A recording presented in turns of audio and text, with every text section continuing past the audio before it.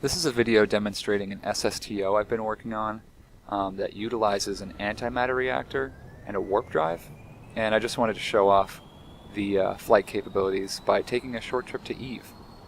You can see that it's really quick off the runway. It has a stupidly high power to weight ratio, and you can see some of its construction there. There's the warp drive and a fission reactor powering that and the other electrical systems, and behind that is some air intakes and a pre-cooler, and then an antimatter reactor and the thermal turbojet in the back.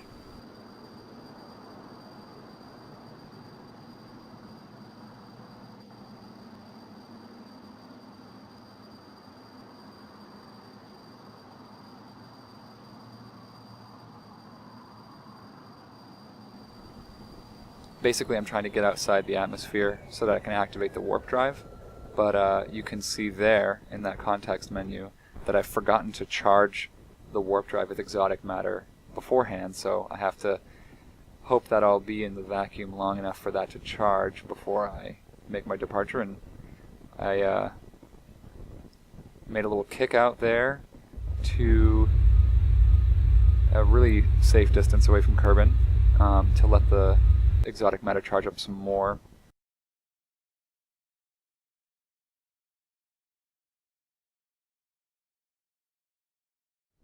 And plan my intercept with Eve.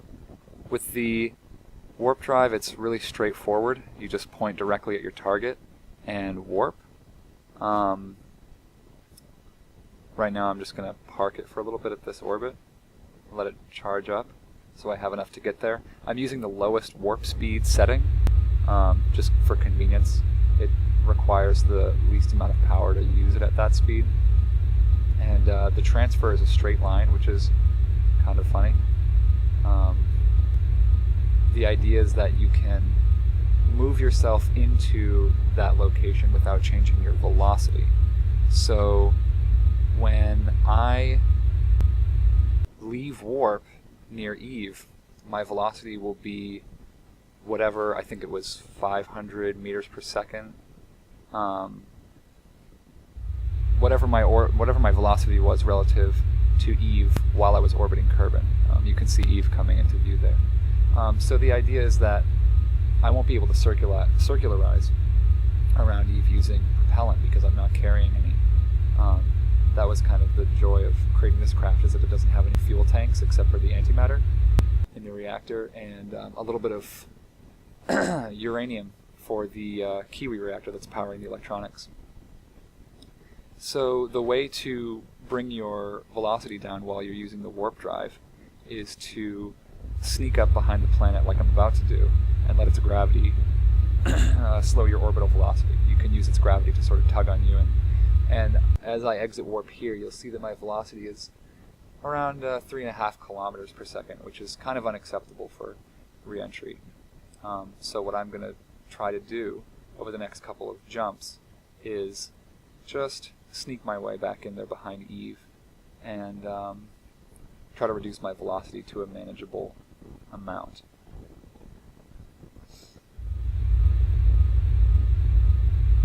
What I really like about this ship is the thermal turbojet that comes with KSP Interstellar.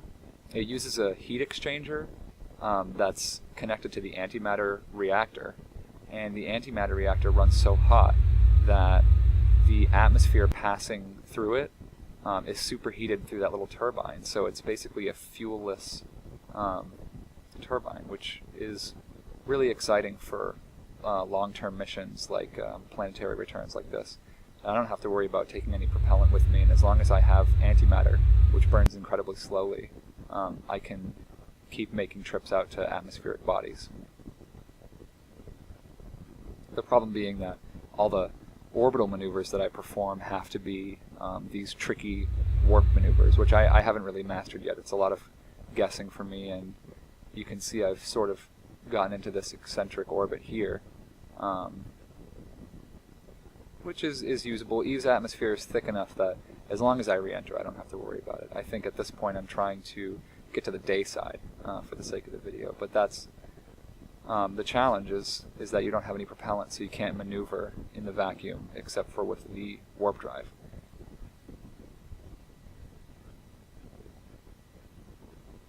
I'm still bleeding off velocity here, getting it down to under 300 meters per second, which means that I'll pretty much fall straight back down to Eve when I get on the day side.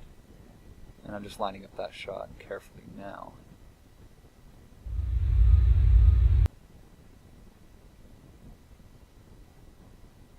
And there we go. Normally this kind of trajectory wouldn't be viable, but this is a really, really light ship, and it's equipped with a hefty amount of air brakes. So my plan for atmospheric bodies is usually to just sort of drop in like a dart and deploy my air brakes right there. And especially on Eve, because it's heavy atmosphere, as I drop in, I bleed off plenty of velocity, and it's quite safe to do it this way. The only thing I would question are the G-forces and the re-entry heat, but I don't have deadly re-entry installed, and as far as I'm aware, Kerbals are evolved to withstand extreme G-forces, as demonstrated by the survival of my brave pilot here. As the G-meter maxes out, you'll see that I'm bleeding off all of my orbital velocity well before I get to a dangerous altitude. And I'll close up the air brakes so I can reorient the craft, and I'll slowly try to pull up. I think I'm going to head towards that crater over there to make a landing.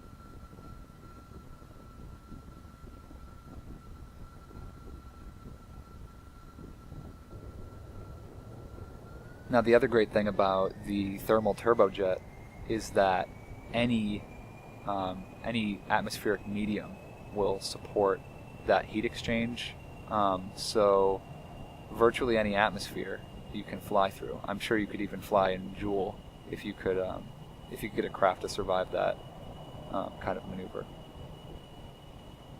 But I think the resource that it depends on is not intake air, it's intake atmosphere. And I don't remember if that's native to the stock game or if that's an interstellar resource. But that's the resource that's present in the atmosphere of all the bodies in KSP that have atmospheres. So this aircraft can reach escape velocity on any atmospheric body and warp to any other atmospheric body and fly and land there. So it makes it an extremely versatile shuttle. And it's just so small and self-sufficient that it's an incredibly easy and fun craft to fly.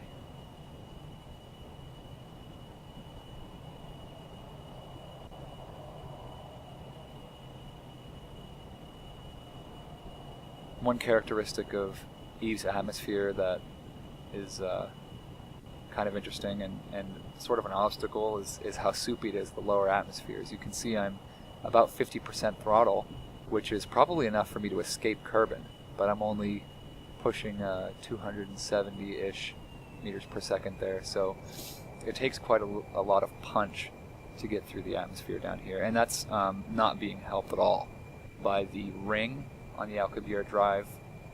I'm sure I'm not pronouncing that correctly, but the warp drive at the front has that big ring structure, and I don't think that KSP recognizes it as a hollow structure. At a couple points in this video, I opened up the tooltip on how much drag it was creating, and at full throttle,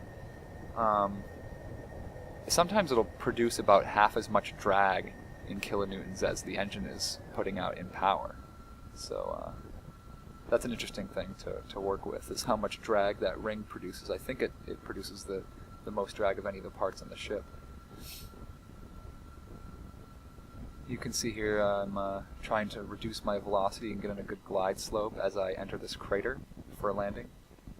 Since the landing gear on this ship is bunched up so close together, I have to be very careful about my landing speed and my vertical speed, because it's pretty tricky to land. Even though I've put these security wheels on the wingtips, I still tend to lose those little flaps, those ailerons there.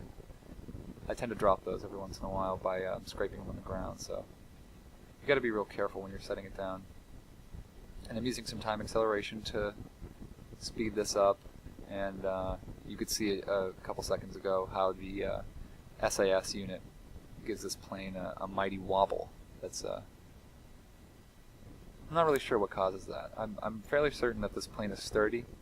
I think it's just a characteristic of the SAS in flight. But the plane doesn't usually shake apart, so it's just a cosmetic thing, I guess.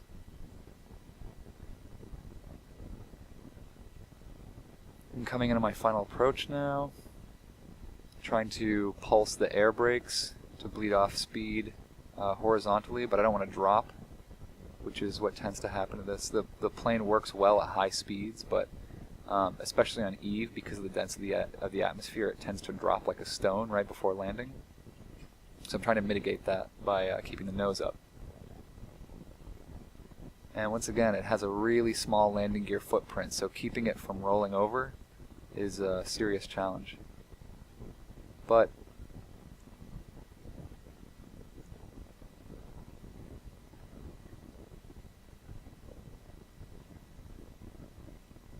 there we go, a really, really smooth landing patch right there, slowing it right down to prepare to park.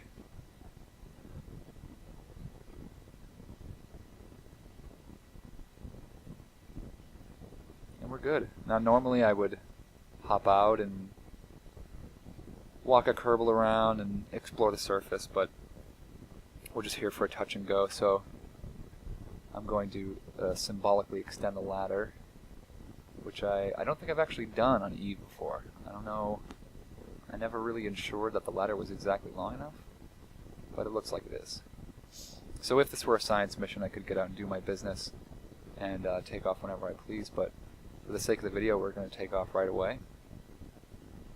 I've been here a few times today, so for me there's nothing new to see in this crater.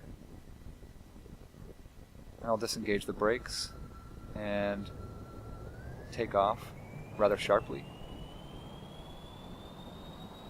Eve's thick atmosphere is quite easy to lift off in, and the craft picks up speed extremely quickly. 100 meters per second doesn't seem like much, but in Eve's atmosphere, it's a pretty good clip at this altitude. And I'm going to try to climb out of that as soon as possible, and getting some of those excellent SAS wobs.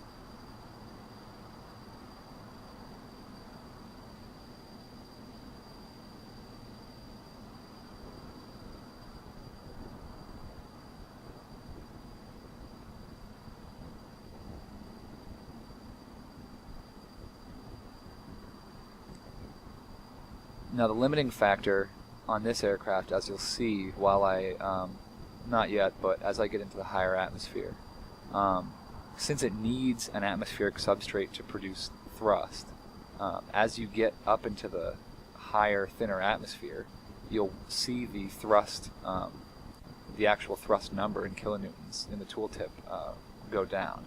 And the reason for that reduction is because you have less of a medium to push through, and you'll see that the turbine drops off shortly. But that makes it really difficult to escape Eve, because Eve has a particularly challenging atmosphere, atmospheric and gravitational makeup. I'm fairly certain it's a really heavy body, so it's hard to escape from anyway. And my ascent profile wasn't very good. My thrust is just negligible at this point, but I haven't escaped. My apoapsis is only just above, I can't really read that, 60,000 or 60 kilometers.